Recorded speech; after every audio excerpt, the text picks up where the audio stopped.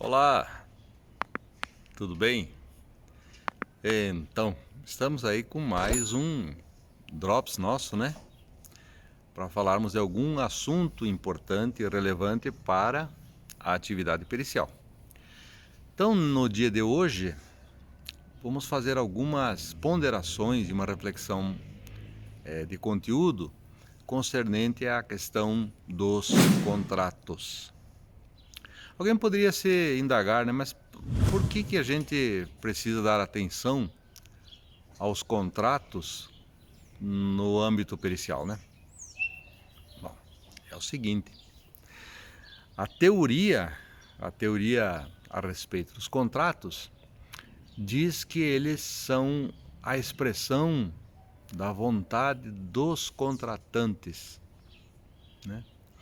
Que os contratantes em determinado momento teriam firmado um pacto e teriam se obrigado ao cumprimento desse pacto, né? É a teoria. E essa teoria acabou se firmando dentro da lógica burguesa, né? Revolução Francesa, lembram, né? Estruturação da burguesia.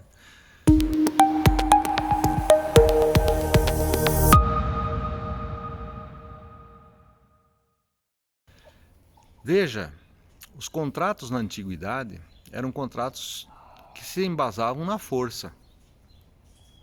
Um rei, por exemplo, quando impunha sobre outro a paga tributária, o fazia sob a forma de pacto, né? Esse pacto dizia, ó, você vai ter que me pagar tanto. Não havia essa ideia de vontade, de liberdade e tal, que é uma suposição, né? Na estipulação dos pactos, né? Depois também vinha na antiguidade o problema do cumprimento, de que maneira que os pactos poderiam ser cumpridos, né? Em muitos casos não podiam, né?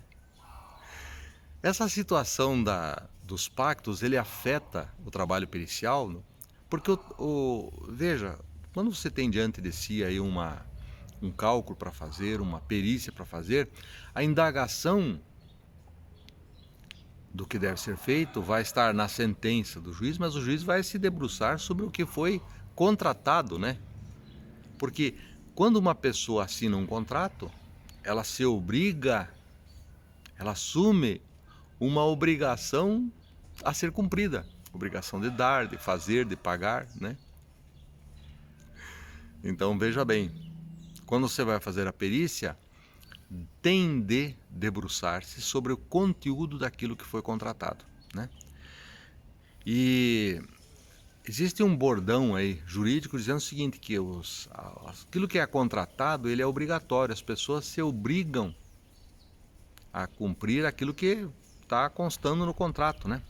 Então eu aqui tenho um dicionário jurídico que eu comprei quando estava na Argentina, do Cabanellas e do Osório Florit, Dicionário de Direito, que fala sobre o contrato. E aqui vai dizer o seguinte, é um convênio que as partes fazem e se obrigam sobre a matéria ou coisa determinada.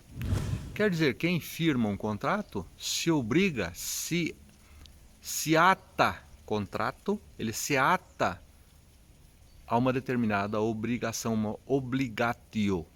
Essa obrigação a pessoa assume supostamente por livre e espontânea vontade. Também tenho aqui, o que eu sempre recomendo aí nos cursos, na administração de cursos, é que a pessoa tenha o dicionário jurídico do Plácido e Silva. Também no Plácido e Silva tem um tratado de verbete extenso sobre a questão do contrato, né? Então o contrato se imagina decorrer da livre vontade das partes em assumirem uma obrigação, né? Veja, o que é preciso compreender aqui agora, né? A estruturação do direito, da forma como nós conhecemos hoje, ela tem uma lógica posta, principalmente a partir dos contratos de adesão. Então veja lá, vamos pensar na situação de um banco, por exemplo. O banco tem um contrato prévio, né, ao qual a pessoa que quer um empréstimo, por exemplo, ela adere àquele contrato. E aí segue as regras que estão postas. Mas é comum na discussão sobre o próprio contrato do cliente e depois dizer, olha, eu não contratei isso, não sabia disso e tal, né? Porque teria que ler todas as letras miúdas, né? Então vou aqui abrir o primeiro parênteses necessário. Você que está na atividade pericial, veja, existe uma diferença muito grande de ponto de observação. Uma questão é você ser perito do juízo, porque lá a situação é dada, né? O contrato é firmado, você tem a sentença, tem a decisão do juiz e você tem um contrato para analisar. E o contrato já é imutável, ele se pauta ali por uma situação dada. Agora, vamos imaginar e admitir a situação diversa, que você é assistente técnico. Então aqui, infelizmente, o cliente vem até você depois que ele já assinou o contrato. Então, perceba bem o universo enorme que existe na parte da assessoria para as empresas, para as pessoas, quanto à questão da assinatura dos contratos. Veja, até mesmo em sentenças judiciais, o juiz, ao analisar, por exemplo, um contrato firmado, em muitos casos diz, olha, a situação está posta e o que deveria ter sido feito? Não ter assinado o contrato. Não assina o contrato, né? Porque quem assina o contrato acaba se obrigando. Se as pessoas fossem ensinadas desde cedo a respeito do peso dos contratos, evitaria firmar muito contrato que não lhe traz realmente benefício. Então, a parte da assistência vai analisar a conveniência, a possibilidade e a melhor contratação, né? Essa doutrina, essa estipulação de que pacta sunt servanda, os pactos são obrigatórios, né? Está dentro da lógica jurídica burguesa. Então você é perito, você vai fazer uma análise pericial de alguma situação toda, né? E lá vai aparecer o problema dos contratos. Você tem a obrigação de ler o contrato, compreender as suas implicações, né?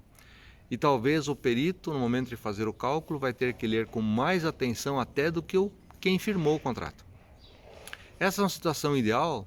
Não, é uma situação posta na sociedade que nós vivemos, contratos de adesão. Você simplesmente adere àquilo que está posto. Então, antes de assinar um mau contrato, não assine, né? Desvie derrota, entendeu? A questão é saber se a sociedade de hoje permite que você não assine, não se comprometa, né? Não se comprometa.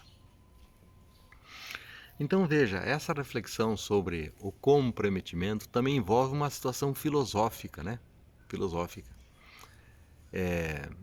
Diria eu aqui para ti o seguinte, quando você tem um cliente e tal, né? Lecione sempre sobre a importância do não se comprometer, né? Em todas as áreas, né? Você pode ter muita sorte de ter casado com uma pessoa muito fantástica e ter assumido compromissos, né? De casamento. Por exemplo, casamento é um contrato, né? É preciso sempre saber o que se está contratando, porque o peso depois da obrigação legal, ela acaba surgindo e ela é letra da lei, né? A letra da lei impera. Então, o que você vai fazer para concluir aqui nossas reflexões? O que você faz no trabalho pericial? Leitura e interpretação dos contratos, das cláusulas contratuais. Isso não é só uma questão do advogado, né? Não é só o advogado ser chato, querendo se preocupar com os termos do contrato. Não.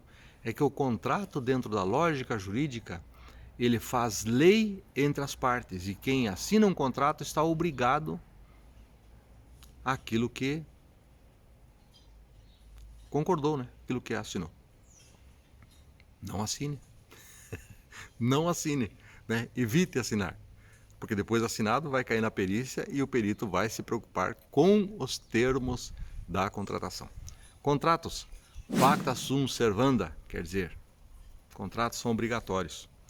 E por isso é preciso que esse princípio seja de alguma forma mitigado, que hajam novas reflexões, e essas reflexões se fazem, por exemplo, dentro do poder legislativo, né? Para que a legislação adeque a situações novas. Por exemplo, é possível que uma parte aufira apenas os benefícios daquele contrato e outra pessoa se obrigue com os malefícios, né? Legislação, situação positivada e posta. Um abraço, vote certo sempre em quem está olhando a situação do ponto de vista maior, né? Não apenas os seus próprios interesses. Tá bom? Contratos obrigatórios e a estruturação da sociedade burguesa. Até o próximo Drops.